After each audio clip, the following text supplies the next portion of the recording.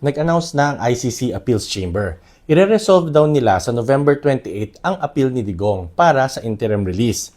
Ang tanong ng madami, may pag-asa bang makalaya si Duterte bago mag-November 28?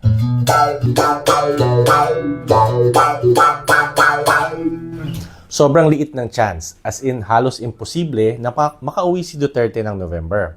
Bakit? Kasi ang pinaka-main ground ng appeal niya ay ito. Hindi daw siya flight risk. Ibig sabihin, pag pinalaya daw siya, hindi daw siya magtatago. At anytime na ipatawag siya ng ICC sa dahig, ibabalik siya doon. Come on, sino niloloko nila?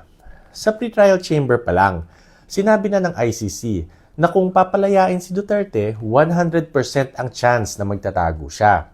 Bakit daw? Well, simple lang. Una, yung mga supporters niya mismo ang nagsabing kidnap daw siya.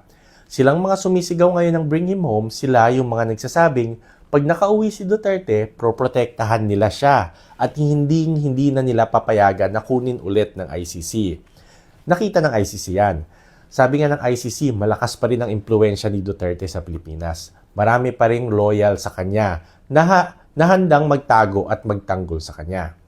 Pangalawa, titignan ng ICC ang history ng cooperation ng Pilipinas. Nakita nila na ang opisyal ng mga gobyerno, ang ilan sa kanila, sila ang nagsasabing kinidnap daw si Digong. Paulit-ulit nilang sinasabing walang jurisdiction ng ICC at Senado mismo ang naglabas ng resolution supporting Duterte. Kahit sino ang tumingin dito, obvious na obvious. Kung papalayain si Duterte, may mga opisyal mismo ng gobyerno na handa siyang itago at iprotect. Kaya malabong makalaya si Duterte. Huwag na kayo umasa.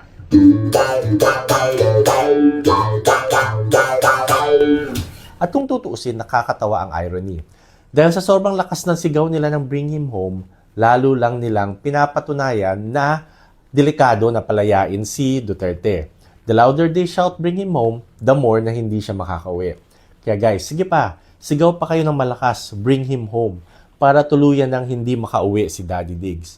Bring him home, bring him home, bring him home.